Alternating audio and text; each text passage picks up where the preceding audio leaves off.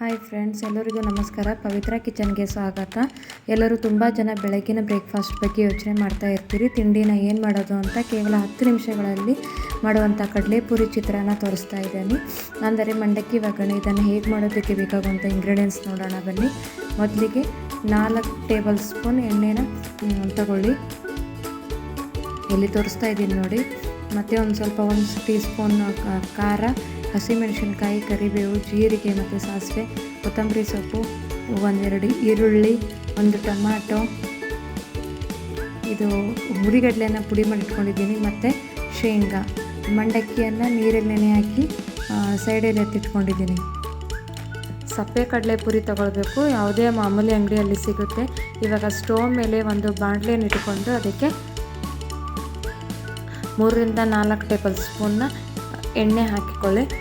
ನಾನು ತಗೊಂಡಿರೋ ಕಡಲೆಪುರಿಯಲ್ಲಿ ಸುಮಾರು 3-4 ಜನ ಬ್ರೇಕ್ಫಾಸ್ಟ್ ಮಾಡ್ಬೋದು. ಇವಾಗ ಎಣ್ಣೆ ಕಾದ ನಂತರ ಜೀರಿಗೆ, ಸಾಸಿವೆ ಹಾಕೋತಾ ಇದ್ದೀನಿ. ಹಸಿಮೆಣಸಿನ್ಕಾಯಿ ಮತ್ತು ಕರಿಬೇವನ್ನ ಹಾಕ್ಕೊಂಡು ಕಡಿಮೆ ಉರಿಯಲ್ಲಿ ಹುರ್ಕೊಳ್ಳಿ, ಯಾಕಂದರೆ ಸೀದೋಗುವಂಥ ಚಾನ್ಸಸ್ ಇರುತ್ತೆ. ನಂತರ ಈರುಳ್ಳಿ ಹಾಕೊಂಡ ತಕ್ಷಣ ಒಂದು ಸ್ವಲ್ಪ ಚೆನ್ನಾಗಿ ಕೈ ಆಡಿಸ್ತಾ ಇರಬೇಕು.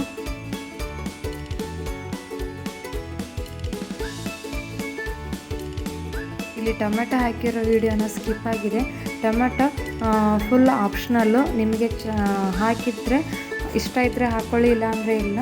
ಹಾಕಿದರೆ ಚೆನ್ನಾಗಿರುತ್ತೆ, ಹಾಗಾಗಿ ಹಾಕ್ಕೊಂಡೆ. ಒಂದು ಸ್ವಲ್ಪ ಅರಿಶಿನ ಹಾಕ್ಕೊಂಡು ಕೈ ಆಡಿಸಿ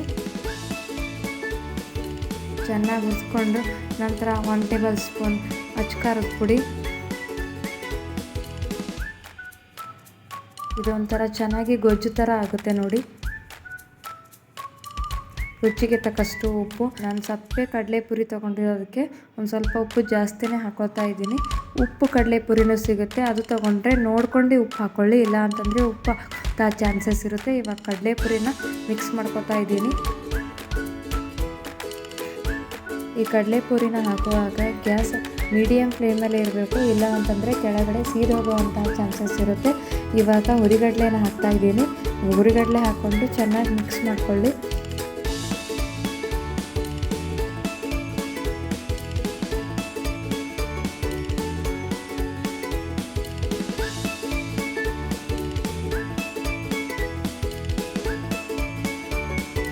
ಇದ್ರ ಮೇಲೆ ಕೊತ್ತಂಬರಿ ಸೊಪ್ಪು ಮತ್ತು ಇದ್ರ ಮೇಲೆ ನಾನು ಕಡಲೆ ಬೀಜನ ಹಾಕೋತಾ ಇದ್ದೀನಿ. ಕಡಲೆ ಬೀಜನ ಎಣ್ಣೆಯಲ್ಲಿ ಹಾಕ್ಕೊಂಡು ಫ್ರೈ ಮಾಡ್ಕೊಳ್ಬೋದು, ಆದರೆ ನಾನು ಮೊದಲೇ ಫ್ರೈ ಮಾಡಿಕೊಂಡು ಸೈಡಲ್ಲಿ ಎತ್ತಿಟ್ಕೊಂಡು ಇವಾಗ ಮೇಲಿಂದ ಹಾಕ್ತಾಯಿದ್ದೀನಿ. ನಿಮಗೆ ಯಾವ ಥರ ಇಷ್ಟ ಆಗುತ್ತೋ ಆ ಥರ ಮಾಡ್ಕೊಳ್ಳಿ. ಅದರಲ್ಲ ಎಷ್ಟು ಸೂಪರಾಗಿ ಹಾಗೂ ಸಿಂಪಲ್ಲಾಗಿ ಕಡಲೆಪುರಿ 10 ನಿಮಿಷಗಳಲ್ಲೇ ಮಾಡ್ಕೊಳ್ಬೋದು. ಈ ರೆಸಿಪಿ ನಿಮಗೆ ಇಷ್ಟ ಆಗಿದೆ ಅನ್ಕೋತೀನಿ. ಇಷ್ಟ ಆದರೆ ಇವತ್ತೇ ಟ್ರೈ ಮಾಡಿ ಹೇಗಿದೆ ಅಂತ ಕಮೆಂಟ್ಸ್ ಮಾಡಿ. ಇನ್ನಷ್ಟು ಈಸಿ ರೆಸಿಪಿಗೋಸ್ಕರ ಪವಿತ್ರ ಕಿಚನ್ ಸಬ್ಸ್ಕ್ರೈಬ್ ಮಾಡಿ, ಶೇರ್ ಮಾಡಿ, ಲೈಕ್ ಮಾಡಿ. ಈ ವಿಡಿಯೋ ನೋಡೋದಕ್ಕೋಸ್ಕರ ಎಲ್ಲರಿಗೂ ಧನ್ಯವಾದಗಳು.